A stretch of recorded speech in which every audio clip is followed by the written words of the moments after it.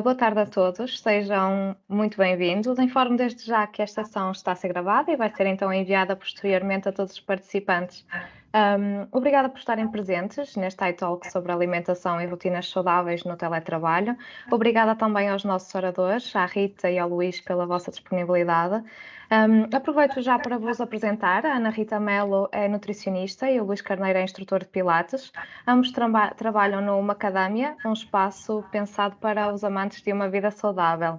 E estão hoje connosco então para nos ajudar precisamente nisso, a ter uma alimentação e rotinas saudáveis em teletrabalho, uma realidade que está cada vez mais presente nas nossas vidas. Já há mais de 2 anos que grande parte da população tem vivido em teletrabalho ou em trabalho híbrido, e esta também é a realidade da Hidra, e a perspectiva é que estes modelos de trabalho continuem. A verdade é que o teletrabalho tem muitas vantagens, mas como tudo na vida também tem as suas desvantagens. Por exemplo, por vezes estamos tão concentrados no trabalho que até nos esquecemos de fazer uma pequena pausa ou de nos levantarmos um bocadinho, de beber água e muitas vezes até acabamos por comer mesmo à pressa. Posto isto, a grande questão que se coloca, e é o mote deste iTalk, é como manter a qualidade de vida quando os ambientes de casa e do trabalho se fundem num só. Rita, começa então por ti. Qual é a importância de manter uma rotina de alimentação saudável em teletrabalho?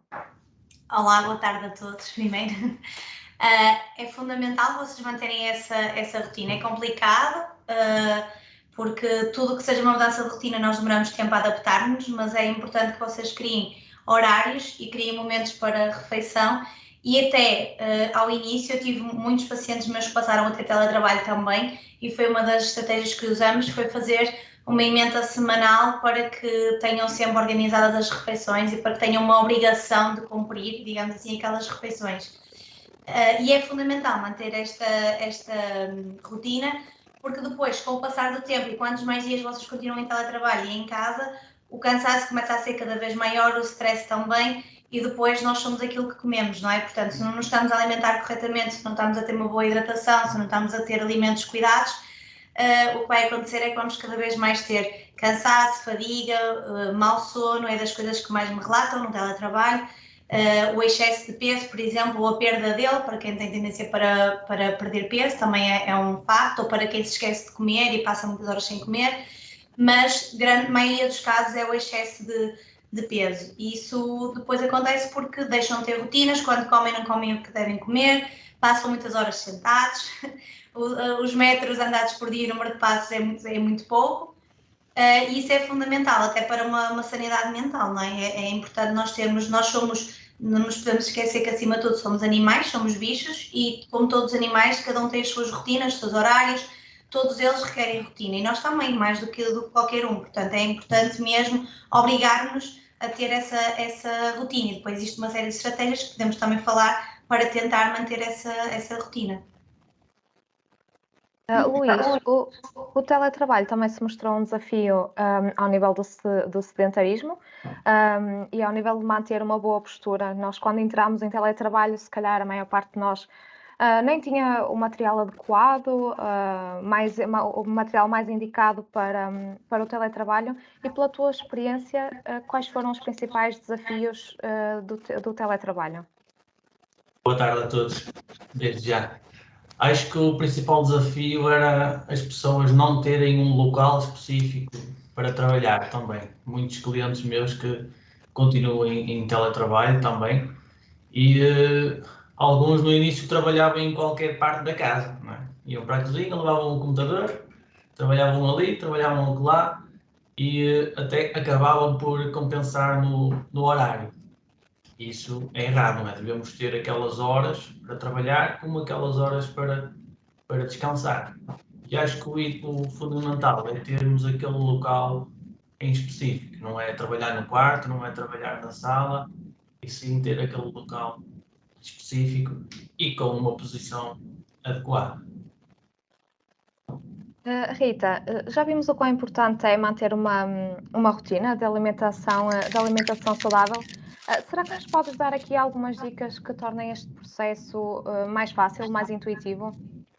Sim, como eu falei há um bocado, para início, para começarmos a entrar nesta nova rotina, não é? Se vai passar a ser a rotina o teletrabalho, se calhar até é importante mesmo pôr no papel. Isso é bom em qualquer coisa na vida, não é? Fazer a listinha ou pôr no papel a ideia. Portanto, a rotina também deve ser colocada no papel ou pelo menos definida de alguma forma. Por exemplo, colocar despertadores, porque ao início, e como o Luís estava a dizer e bem, às vezes as pessoas não têm definido um local de trabalho. Então, às vezes estão a trabalhar na sala, não têm acesso facilmente à máquina de café ou água e tal, mas até se vão esquecendo, estão ali a trabalhar e esquecem-se. Portanto, é uma boa estratégia também colocar despertadores para se irem lembrando de fazer as refeições, de beber. Outra das estratégias, como eu costumo dizer, não é vista, não é lembrado, não se compra, não se come. Portanto, se ainda por cima estão sempre em casa, se dentro de casa só tiverem bons alimentos, alimentos saudáveis e opções boas para vocês, se vos der, por exemplo, aquele ataque de fome à meia da tarde e querem estar a trabalhar e a comer bolachas, mas se não tiverem essas bolachas em casa, não as vão comer. Portanto, se calhar vão pegar num cacho de uvas, por exemplo, e estarem a comer umas uvas em vez de estar a comer umas bolachas.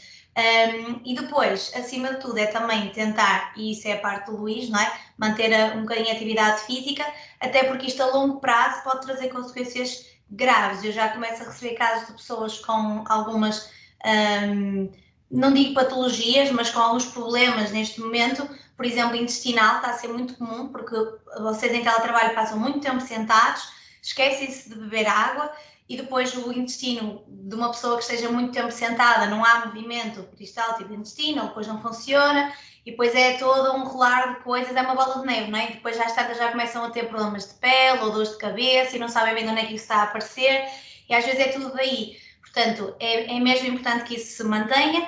O organizar refeições também é importante. Às vezes as pessoas, se forem trabalhar para o local de trabalho, lembram-se de fazer a marmita, de preparar as refeições e tal, mas quando ficam em casa pensam, estou em casa, vou fazendo. Mas depois é pior, porque acaba-se mesmo por não fazer e na hora vai-se buscar qualquer coisa ou manda-se vir e agora com as aplicações é muito perigoso, porque toda a gente manda vir comida muito facilmente e raramente são boas opções. Portanto, também é importante haver essa organização das refeições na mesma. Ter sempre sopa no frigorífico, que é uma coisa que dá para ter congelada, por exemplo, de fácil acesso e preparação. Legumes, saladas, ter sempre peixe e carne. Aos lanches, ter sempre boas opções, evitar muitos processados. Tentar sempre ser o máximo organizado. E lá está, ter um local para trabalhar, um local para descansar e um local para fazer refeições e não fazer tudo na mesma mesa ou no mesmo sofá, que é o que às vezes acontece, no mesmo sofá faz a refeição, trabalhas e descansas, e isso está errado, sim. Eu acho que o fundamental mesmo é mentalizar que é necessário uma rotina e colocá-la no papel e cumpri-la, e se for necessário, todos os dias dar um cheque do tipo, boa, hoje portei-me bem, mereço um certo, que é para começar a entrar um bocado na rotina, senão depois, para criar esse hábito, porque senão demora-se muito e depois paga-se caro, não é? Por isso. Por acaso também me revejo um bocadinho nisso, quando não preparo o meu lanche ou assim, depois acabo sempre por ir buscar qualquer coisa mais rápida e nem sempre é o mais saudável, é verdade. Sim, sem dúvida, sim. E depois lá está, se tiveres opções em casa que não sejam saudáveis, vamos sempre acabar por cair para esse lado, não é? Porque o estar em casa, o estar isolado a trabalhar também aumenta muito os níveis de stress e ansiedade. E nós, para compensar, a comida é uma compensação a maior parte das vezes. Então, para compensar, o que é que queremos? Açúcar ou sal, não é? Então, o que é que vamos? Aos doces ou aos salgados? Portanto, se não tivermos, é meio caminho andado para não conseguirmos consumir esse tipo de alimentos, como é óbvio. Aqui beber também bastante água é sempre muito importante. Além do despertador, há alguma dica que nos possas dar para ser mais fácil, mais intuitivo beber água ao longo do dia? Sim. Não precisa de ser só água, podem recorrer também, por exemplo, a chá, água aromatizada, para quem gostar. Quando eu falo de água aromatizada, falo em água realmente aromatizada com rodelas de limão, gengibre, hortelã, e não como eu costumo dizer, os pozinhos mágicos que dão sabor à água, porque isso está cheio de adoçantes. E isso também é outro fator, que é, como estão muito tempo no mesmo sítio parados, deixam de ter um bocadinho a sensação de sede. E depois, como consequência, começa a haver muita retenção e começam-se a sentir inchados, estão o dia todo sentados e não estão numa postura correta. E depois aquilo, não é? Ou estão, por exemplo, o público feminino tem muita tendência para estar de perna cruzada, por exemplo, depois chegam ao final do dia super inchadas, porque começa a haver a retenção. Os senhores igual, não é? Começa a ter uma posição incorreta. Portanto, é importante que exista mesmo essa ingestão de água ou chá, por exemplo, sem açúcar, Uma das táticas que eu às vezes digo também aos meus pacientes em consulta é, se não quiserem estar a colocar o despertador, tentar ter a garrafa de água ao pé de vocês no local de trabalho. Se o local de trabalho for no escritório, em casa, por exemplo, de manhã, encher a garrafa de água e lá para o pé de vocês, e ao final do dia ela tem que estar vazia. O que é que podem, não é aconselhado também chegar tipo ali a 1 hora do fim do dia e beber a água toda para dizer que bebeu, isso também não é positivo. Portanto, o que é que podem fazer? Tentar criar um bocadinho uma rotina. Exemplo, agora entramos para este meeting, não é? Antes vou beber ali meio copo de água, termina, ok, mais meio copo de água, um copo, e vou passar a minha tarefa seguinte. Concluí esta tarefa, volta a beber. Se estiver ali à mão, tentar sempre criar esse hábito. E acima de tudo, e aqui penso que estou a falar para um público adulto, temos que ser conscientes e obrigar-nos a isso. Porque eu costumo dizer, espero eu, né, que ninguém se esqueça de pagar as contas e que deixe passar as datas e pague multa, né? Aqui o que nós estamos a fazer é isso, não estar a comer bem, não estar a beber água, é deixar que a conta ande para a frente e depois quando formos pagar a multa vai ser enorme. Portanto, tentar ter mesmo essa responsabilidade para connosco. E depois ter aqueles truques, por exemplo, acordei, bebo logo 200 ou 300 mililitros de água. Levantei-me para ir almoçar, o almoço está a aquecer, por exemplo, vou beber outro copo de água, tipo, ter sempre essa noção de, nos intervalos, ingerir. E quando derem por ela, litro e meio não é assim tanto, que é a média, não é? Das pessoas, pois cada um tem a sua, mas a média é litro e meio. Não é assim tanto, quando derem por ela já ingeriram. Isso também é bom, porque obriga-vos a levantar para ir à casa de banho e já fazem mais uns passinhos, mais uma caminhada, isso também é positivo. Luís, aqui com o teletrabalho, se calhar houve gente que perdeu um bocadinho o hábito de ir ao ginásio ou de fazer algum tipo de exercício físico e também, como a Rita disse, ao longo do dia, por exemplo, principalmente as mulheres vão mantendo um bocadinho a perna cruzada ou então a nossa postura na cadeira já não é tão correta. Que sugestões, do ponto de vista de um instrutor de Pilates, que sugestões é que nos podes dar para evitar tanto o sedentarismo como uma má postura? O ideal é mesmo ter aquela posição confortável no local de trabalho, né? Ter o ecrã mais alto, a posição da cadeira, uma cadeira confortável, tudo isso vai influenciar na nossa vida. É incrível mesmo as pessoas que chegam aqui às aulas que têm problemas de coluna, problemas nos ombros, nos pulsos, devido à posição de trabalho. É incrível mesmo. Basta a pessoa chegar, vejo aquela coluna curvada, eu já sei, trabalha sentado o dia todo, não é? E as pessoas agora já começam a ter mais alguma consciência da posição que têm de adotar, mas antigamente então era gritante as pessoas trabalharem o dia todo assim, curvadas para a frente, não é? E o ideal é isso, é ter a posição confortável, o ecrã sempre na linha dos olhos, a posição confortável da cadeira e, se conseguir, se possível, de hora em hora, levantar, fazer alguns movimentos para abrir toda a parte da frente do corpo, não é? Que é a parte que está mais encurtada do dia a dia, não é? A parte da anca, que estamos sempre sentados, aqui os flexores da anca ficam sempre encurtados, o peitoral, devido a estarmos a escrever, a parte de trás da coxa também. As posições que estamos na cadeira, alongar esses músculos com frequência, de forma que não mantenhamos aquela monotonia, não é? Estarmos todos os dias sentado não faz bem. E as pessoas tentam compensar isso depois com a atividade física, mas não é aquela hora ao final do dia que vai compensar as 8 horas de trabalho diárias, não é? Por isso é que é importante uma posição ergonómica e depois adicionar o treino para combater o sedentarismo. Então temos aqui o treino como algo adicional, não é? Também é importante ao longo do dia mantermos sempre, pronto, alguma atividade. Sim, fundamental mesmo. O treino não vai colmatar a posição que temos durante o dia. Este tema também é muito interessante pelo facto de, lá está, tem uma vertente mais teórica, que foi o que vimos até agora, mas também podemos abordar uma parte mais prática.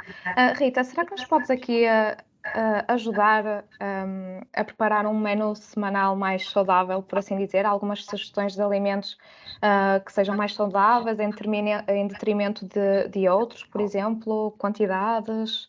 Sim. Pronto, no que toca a quantidades, isso é muito individual e depois também depende muito da pessoa que temos à nossa frente, não é? Mas de uma forma geral dá perfeitamente para dar algumas dicas. Acima de tudo, não nos podemos esquecer que grande parte do nosso gasto calórico diário vem da nossa atividade profissional, não é? Porque afinal de contas nós passamos, não é, grande parte do nosso dia no que é a nossa atividade profissional. E se a minha atividade profissional é uma atividade sedentária, que é o meu caso pessoal, por exemplo, eu também estou o dia todo quase sentada, e que é o caso das pessoas que estão aqui no chat hoje, nós temos de ter noção que não vamos ter um desgaste calórico superior ao que nós se calhar queríamos ter, não é? Nós queríamos poder comer mais às vezes. Então temos de ter essa noção. Logo à partida temos que fazer uma ingestão calórica um bocadinho inferior do que se fôssemos trabalhar todos os dias para um trabalho que tivéssemos que ter a parte física, não é? Ou para, sei lá, trabalhar nas obras, por exemplo, há um maior desgaste calórico, como é óbvio. Ou, por exemplo, se tivesse que ir caminhar 20 minutos todos os dias para o meu trabalho, ou apanhar o metro, trânsito, etc. Neste caso, não, estamos em casa, portanto, temos um gasto calórico inferior a outros trabalhos. Isso é importante termos essa consciência. A partir daí, é escolher, acima de tudo, alimentos, como eu costumo dizer, limpos, ou seja, com o mínimo possível de ingredientes na lista de ingredientes, ou seja, se eu comprar fruta, se eu comprar legumes, se eu comprar carne, se eu comprar peixe, ovos, nenhum destes alimentos vão ter lista de ingredientes, certo? Nós não compramos esses alimentos, as uvas não trazem uma lista de ingredientes. Mas se eu for comprar bolachas X, barrinhas Y, sei lá, uns bolinhos de aveia, light, 0% não sei o quê, tipo, isso às vezes não é benéfico. Às vezes em termos calóricos até pode ser um bocadinho semelhante, por exemplo, a sei lá, um pão, a uma fruta, etc., só que a questão está depois nos aditivos todos que temos, e depois voltamos à história de há um bocado, estamos parados o dia todo, o nosso corpo não tem capacidade de fazer as funções todas que devia de fazer, o nosso sistema linfático, o nosso sistema, o pâncreas, o fígado, não tem essa capacidade toda de fazer a desintoxicação, não é? Que devia de fazer, porque estamos muito mais parados. Portanto, escolher alimentos muito mais limpos é o fundamental. E depois é ter noção, fazer um pequeno almoço mais completo, que é isso que nós devemos fazer um pequeno almoço mais completo, ter sempre uma fonte de proteína, uma fonte de fibras e minerais, por exemplo, ovos com fruta, que é um pequeno almoço simples de se fazer e extremamente nutritivo, por exemplo. Depois, ao almoço e ao jantar, ter um prato normal, completo, uma fonte de proteína, a carne ou o peixe, ou para quem for vegetariano, por exemplo, o tofu, temperos, leguminosas. Depois ter a parte dos hidratos. Aqui na parte dos hidratos, dar sempre preferência a hidratos que saem completos da natureza, como eu costumo dizer, ou seja, arroz nasce de uma planta, a batata nasce da terra, mas a massa não existe nenhuma planta que dê massa, não é? Como eu costumo dizer, logo à partida é um processado. Quinoa, milê, etc. São tudo os cereais e fontes de hidrato que saem diretamente da natureza. E depois ter sempre uma grande porção de vegetais, principalmente inteiros no prato, não é? Mas também pode ser em formato de sopa. Uma boa dica é sempre começar pela sopa, neste caso estou a falar de uma forma muito geral, porque há alguns problemas gástricos em que a sopa não é aconselhada, por exemplo, mas de uma forma geral é uma boa ideia começar pela sopa e depois, lá está, ter uma boa porção, metade do prato ali de hortícolas e depois o restante proteína e hidratos. No que toca aos lanches, tentar escolher uns iogurtes, por exemplo, naturais, para não haver tanta essa retenção, até se calhar escolher ali uns iogurtes mais de fonte vegetal, para quem, por exemplo, está a ter tendência para ganhar peso com o teletrabalho, por causa da questão do inchaço e da retenção, para quem está a ter perda de peso no teletrabalho, procurar se calhar uns iogurtes mais proteicos, uma aveia, por exemplo, uma boa granola. Quando eu digo uma boa granola, é uma granola que tenha tanto de frutos secos como de aveia, que não seja aglomerada, porque quando ela vem assim, aqueles pedacinhos, significa que tem imenso açúcar, não é? Que é peculiar, que seja soltinha, para ter pouquinho açúcar. Ou, por exemplo, mais uma vez a fruta, que é uma excelente ideia. Às vezes, para aqueles ratinhos durante o dia, existe a gelatina. Se me perguntarem se é um alimento extremamente interessante, não é, porque é um alimento vazio do ponto de vista nutricional, mas para quem tem um bocadinho o vício de comer à secretária, tem muito poucas calorias, portanto é uma boa ideia, ou até como uma sobremesa, ou uma coisa assim. E estou assim a dar os ovos cozidos, também são uma excelente opção para ter ao lanche. A fruta, penso que já disse. De forma geral, acho que é aquilo que me estou a lembrar e são das opções. E por cima agora estamos a chegar à época do verão, portanto há imensa fruta, há imensos legumes disponíveis, é aproveitar isso, sem dúvida. E não esquecer de dar sempre preferência ao consumo de peixe em detrimento da carne. Ok. E por último, Luís, será que nos podes mostrar aqui alguns exercícios ou alongamentos diários que até possamos fazer à secretária para adotar ao longo do dia, para que nós cheguemos ao fim do dia tão cansados e tão presos de movimentos? Isso. Não só durante o trabalho, mas também fora, exercícios que podem fazer em casa que são básicos e que vão alongar aqueles músculos que estão mais encurtados durante o trabalho. Eu até podia exemplificar aqui. Exatamente. Eu posso virar a câmara para apanhar o Luís? Sim, Rita, claro. Ok, estão a ver o Luís, não estão? Ótimo. Bem. Por exemplo, basta levantar, costinhas direitas, vamos tentar chegar ali ao chão sem curvar as costas, ok? Costas direitas, vamos alongar toda esta parte posterior da coxa, ok? Estamos sempre com o joelho fletido, né? Sentados, joelho fletido, estes músculos ficam mais encurtados. Pernas esticadinhas e vamos lá em baixo, sentimos a alongar tudo. Claro, quem conseguir fica só aqui. Quando começar a sentir o alongamento, aguentamos uns 10, 20 segundos e passamos para o próximo. Sentados com a cadeira, puxamos a cadeira para trás, braços na mesa e esticamos completamente. Até a minha coluna fez agora aquele trem. Esticamos tudo. Já vamos sentir a descomprimir um bocadinho a coluna. Outra vez, outro exercício, mãozinhas na mesa, uma perna atrás, aqui não vai dar para ver muito bem, vou exemplificar aqui, uma perna atrás, outra à frente, calcanhar apoiado, e vamos sentir a alongar a parte aqui da frente da anca, que também está sempre encurtada, em flexão, não é? E basta esses 3 exercícios, de hora em hora, vamos perder ali em torno de 20 segundos por cada exercício e já sentimos um conforto muito maior diariamente. Podemos também alongar aqui o pescoço, mãos na clavícula e olhar lá em cima. Exercícios básicos que podemos fazer de hora em hora, às vezes com as tarefas de 2 em 2 horas, já dá para mexermos um bocadinho as articulações.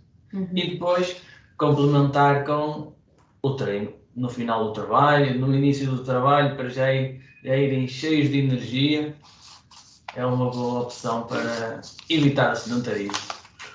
Mas é gritante mesmo a quantidade de pessoas que ficam com problemas na coluna por causa do trabalho. É muitos casos mesmo, muitos casos. Diria que em 100 pessoas, 70 das pessoas que trabalham sentadas ficam com problemas de coluna com o passar dos anos. É abismal mesmo.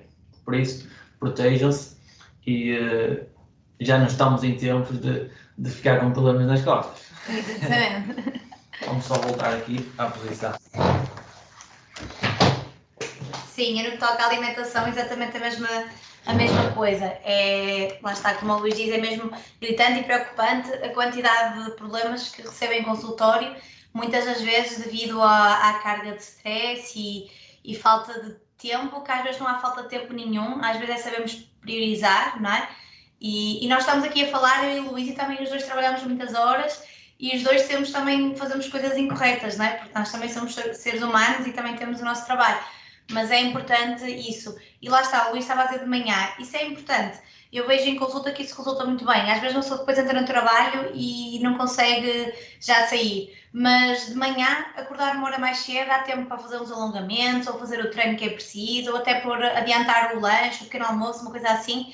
E o ditado é velho, não é? Deitar-se cedo e ser erguer, dá saúde e faz crescer. É verdade, Portanto, é isso que devemos todos fazer. Temos aqui uma pergunta da Ângela, mais direcionada para o Luís. Quais são os melhores exercícios para reforçar as costas? Pilates, musculação, outros? Podem complementar com as duas modalidades. Para reforçar as costas é tudo o que envolve puxar, ok? Tudo o que envolve o movimento escapular, ou seja, quando estamos a puxar alguma coisa, estamos a trabalhar ali os músculos das costas. Nos exercícios da musculação é difícil exemplificar aqui, mas no Pilates vamos trabalhar mais a questão do alongamento e o movimento escapular, que é o que está mais congestionado. É difícil exemplificar aqui. As contraturas, não é? Depois aparecem ali as contraturas, mas podem também seguir a minha página e a página do Macadâmia, que vamos E nós dando depois também vamos partilhar os vossos contactos. No fundo, o Pilates também ajuda aqui a ter uma melhor amplitude de movimentos depois na parte do exercício físico, não é? Sim, complementam-se muito bem as duas modalidades e é fundamental o alongamento com a parte da musculação. Sim, eu posso dar experiência própria, que eu morria de dores na lombar, porque também passo o dia todo sentada e admito que não estou sempre na posição mais correta, não é? E já fazia ginásio, musculação e tal, e depois quando comecei aqui a fazer pilates com o Luís, a minha dor na lombar foi-se embora. Eu também falo por experiência própria, é verdade. Sim. Aqui um bocadinho a nível de curiosidade, nestes últimos 2 anos, notaram algum acréscimo na procura dos vossos serviços? Também relacionado com o teletrabalho ou o trabalho híbrido? Sim, eu posso falar do meu caso, que é as patologias que eu mais com as quais eu mais trabalho, digamos assim, para além do emagrecimento, mas que não é tanto o foco do meu trabalho, tenho vindo a notar um crescimento enorme de problemas, principalmente femininos, por exemplo, no que toca ao ciclo menstrual ou a menorreias ou desregulações do ciclo sem causa aparente, a princípio, não é? Também a questão dos problemas intestinais está a ser mesmo assustador. O número de pessoas com obstipação, ou então com diarreias, ou com pólipos, ou com síndromes de intestino irritável, ou com Crohn's. Às vezes não é nada disso, porque depois não é bem diagnosticado, porque são patologias também muito difíceis, às vezes, dos próprios médicos fazerem o diagnóstico. Tenho sentido muito esse aumento e também depois tudo o que toca em anemias, tudo o que seja anemias ou sintomas de anemia, porque as pessoas estão-se a esquecer de comer, quando comem não comem bem, depois estão em casa, o stress não ajuda nada na questão da absorção, da boa absorção, e depois lá está, isto é um ciclo, não é? É uma bola de neve. Se eu não estou a absorver bem, vou começar a ter ou quedas de cabelos, reações cutâneas, enfraquecimento da pele, unhas, etc. E às vezes não sabemos bem o que é, um cansaço excessivo, à meia da tarde já estão super cansadas, só querem pousar a cabeça. Na questão dos senhores tem sido um dos sintomas mais comuns, lá está, a queda do cabelo, tem sido muito comum, e o cansaço excessivo.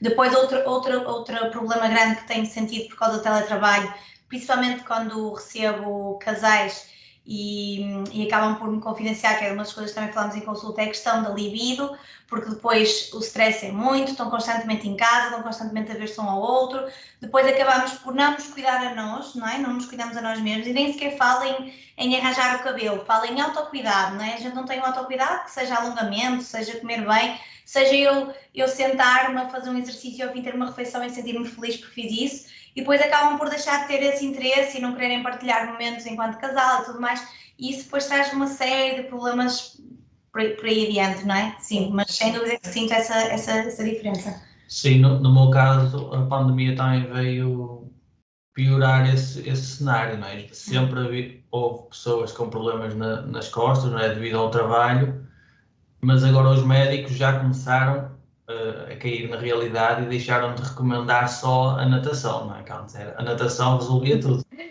É verdade. Já começaram a introduzir o Pilates porque já sabem que é uma modalidade segura e vai ajudar as pessoas nesse sentido. E veio muita gente agora porque começaram a aparecer problemas mais graves, não é? E as pessoas têm a ter a consciência de procurar estas modalidades antes de ter o problema. Não é depois de terem um problema que vamos tentar apagar o fogo, não é? Podemos prevenir antes de ter com o problema e é muito mais fácil contrariar isso depois. Sim, é o famoso exemplo de duas pessoas com 70 anos completamente diferentes uma da outra, não é? E não vamos só pôr a vitória na genética, porque isso é uma pequena parte, não é? A parte das vezes tem a ver com o estilo de vida, não é? A chamada epigenética, não é? O que nos envolve, que cada uma das pessoas trouxe, sem dúvida, por isso faz todo sentido, é prevenir, é a solução, sem dúvida. Sim, é verdade. Aqui o Francisco também nos colocou uma pergunta, mais direcionada para a Rita, desta vez, o que comer quando nos apetece um doce? Alguma opção mais saudável? Isto acho que é a pergunta para 1 milhão de euros, não é? Isso é verdade. É assim, esta é aquela pergunta que nunca tem uma resposta muito certa. Primeiro é preciso perceber um bocadinho quando é que me está a apetecer esse doce. Apetece-me, estou há 4, 5 dias sem comer doce, hoje apetece muito comer um gelado, apetece muito comer um chocolate. Não vai adiantar de nada eu comer outra coisa qualquer, receita X, não é? De saudável, porque não me vai matar essa vontade do doce. E depois o que acontece? Comi 5 coisinhas saudáveis e depois vou acabar a comer na mesma gelado, que é o que acontece quase sempre. Agora, é preciso comer, e isso é normal, eu ter vontade de comer doce e permitir-me comer um doce 1 ou 2 vezes por semana, que seja, até pode ser mais se todos treinarmos como o Luís, é normal e faz parte e é saudável. Agora, quando nós temos essa vontade diária de consumir o doce e de manhã, à tarde, à noite, não é? Sempre que acabamos uma refeição, é preciso perceber primeiro de onde é que vem essa vontade do doce, não é? E aí é que entra a ajuda profissional, porque é preciso perceber se é da parte psicológica, se são os níveis de açúcar que estão completamente desregulados no sangue e nos faz ter sempre essa sensação da vontade de doce. Se no caso das senhoras é um ciclo menstrual que não está completamente alinhado e estamos quase em constante TPM, não é? Quase em constante vontade de doce, porque isso são tudo fatores importantes para avaliar. Mas, portanto, se for uma coisa pontual, eu sou a favor de coma o doce e mata a vontade do doce, faz parte e isso tem temos que conseguir encaixar isso na nossa vida. Agora, se for de forma diária, podemos ter uma compensação. Claro que eu podia dar a resposta correta, que é como uma fruta docinha, mas ninguém vai matar a vontade de doce com uma fruta docinha, não é? Então, estávamos todos aqui a ser um bocadinho, a acreditar um bocadinho nos castelos e nas princesas. Portanto, podemos começar a fazer uma tática de encontrar opções mais saudáveis e que sejam doces na mesma. O que não significa que não sejam calóricas, mas vamos tentar fazer tipo um desmame, não é? Digamos assim. Pronto, portanto, podemos começar a ir, lá está, pelas gelatinas, que são umas coisinhas mais docinhas e mais saudáveis. Exatamente, é tudo uma questão de equilíbrio. Podemos, por exemplo, sei lá, até mesmo em casa, fazer umas bolinhas energéticas com um bocadinho de tâmara, com cacau, por exemplo, que é uma boa ideia. Ir ao cacau cru, por exemplo. Ou então, estou-me agora aqui a lembrar que é uma marca recente e que me tem salvado a vida nas consultas, que passa a publicidade, não é? Que é as obeleias. São umas bolachinhas muito fininhas, são extremamente agradáveis de sabor. A mim faz-me lembrar a bolacha americana, acho eu. Há quem diga que sabe cone de corneto, não faço ideia. Sei que elas são muito agradáveis. E é tipo 1 caloria por bolacha, e isso tem-me dado muito jeito em consulta, porque as pessoas que estão em frente ao computador ou que têm aquele vício de trincar à noite a ver televisão, podem ir trincando e vão matando a vontade. No entanto, é importante mesmo ressalvar esta parte, que é preciso perceber de onde é que vem essa vontade constante do doce, não é? Porque isso não devia acontecer. Eu costumo dizer, um leão na selva, se caçar uma zebra, passa mais 10 dias sem comer, e as zebras passam à frente dele e ele está nem aí para elas, porque ele sabe que está alimentado. Portanto, nós devíamos ter essa capacidade, só que o leãozinho não paga contas, nem trabalha, e nós sim, não é? Portanto, é preciso perceber primeiro de onde é que isso vem e tentar gerir isso da melhor forma, mas sim, a solução... Também agora lembrei-me agora de outra coisa, agora no verão os gelados já sabem melhor, por exemplo, congelar fruta, bananas bem maduras, e depois triturar com outra fruta ou com um bocadinho de cacau cru em pó, ou até com um bocadinho de outra fruta, ananás ou coco ralado, e que faz um gelado ótimo para se comer à meia da tarde e pode ser um lanche, por exemplo. Obrigada, Rita. Aqui a Joana também colocou uma boa questão. Existe muita ideia que temos de fazer 6 refeições por dia em pequenas quantidades. Isso é real ou depende de pessoa ou de ambiente? Eu estaria muito mal se tivesse que fazer 6 refeições, porque eu não tenho tempo para fazer 6 refeições por dia, às vezes. Não, é uma questão pessoal, primeiro de tudo. Primeiro é preciso ter noção do que é que estamos a falar, não é? Por exemplo, se estamos a falar de uma pessoa que tem alguma patologia, de um diabético, por exemplo, aí são questões à parte. Se estamos a falar de uma pessoa normoponderal que não tem nenhuma patologia, podemos ir um bocadinho de encontro ao dia-a-dia da pessoa e à logística do dia da pessoa, não é? Hoje em dia está super em alta o jejum, por exemplo, e também lá está, não é uma opção válida, mais válida ou menos válida, depende da pessoa que tivermos à nossa frente. Há pessoas que dizem, olha, eu tomo um pequeno almoço às 9 da manhã, almoço à 1, se eu lanchar fico sem apetite para o almoço. Ok, não vamos lanchar. Há outras pessoas que não, preferem fazer pequeninas refeições e está tudo bem. Agora, eu acho é que temos que encontrar aqui o nosso meio termo. E na minha opinião, eu acho que a maior parte das vezes, a teoria das 6 refeições é para que não haja acumulação de fome, como eu costumo dizer. Porque às vezes nós estamos naquela de, não vou lanchar. Eu almocei muito, portanto não vou lanchar para não consumir mais calorias, só vou jantar. Só que depois o que acontece? Chegamos ao jantar famintas, não é? E famintos, e o que é que fazemos? Comemos este mundo e o outro, como eu costumo dizer. Então mais valia eu ter lanchado e chegar ao jantar e não ir completamente, não é, cheia de fome, porque deixei os meus níveis de açúcar irem muito abaixo. Portanto, acho que isso depende muito de pessoa para pessoa e não está errado quem faz 10 refeições e também não está errado quem faz 3 ou 4 refeições. Acho que depende de caso para caso, sem dúvida. Aqui o Francisco tem mais uma questão para o Luís. Qual é a opinião perante a utilização de um colete para a correção de postura? Isto para quem está todo dia a trabalhar em frente a um computador. É o famoso colete, não é? Que melhora a postura. O colete é usado, acho que numa fase de crescimento. Agora, já quando as pessoas estão desenvolvidas, acho que não vai trazer grande benefício. Porquê? Porque não consegue fazer a parte do alongamento muscular, não é? Pode melhorar aquela postura no período que estamos sentados, mas os encurtamentos musculares vão acontecer na mesma. Por isso, se não alongarmos os músculos que estão encurtados, o colete não vai trazer grandes benefícios. Claro que para quem estiver assim encurvado o dia todo vai começar a estar assim, mas não é o suficiente para combater essa... Poderá ser mais um complemento, não é? Sim, um complemento em casos muito específicos. Ok. Pronto, em termos de questões, já não há mais nenhuma. Aqui a Ângela também já colocou as bolachinhas que a Rita falou. Eu também já vi, por acaso tem muito bom aspecto. Pronto, se não há mais questões, penso que podemos dar por terminada esta sessão. Eu depois também vou partilhar aqui os contactos do Luís e da Rita. Muito obrigada a todos pela presença. Agradeço novamente aos nossos oradores, à Rita e ao Luís, pela vossa disponibilidade. Acho que aqui todos nos identificamos um bocadinho com este tema, uns mais que outros, certamente, mas acredito que vamos pôr em prática todas estas sugestões e começar a criar hábitos ainda mais saudáveis. Obrigada, Rita, e obrigada, Luís. Sim, obrigada a nós pelo convite. Obrigado. Obrigada, até à próxima. Obrigada.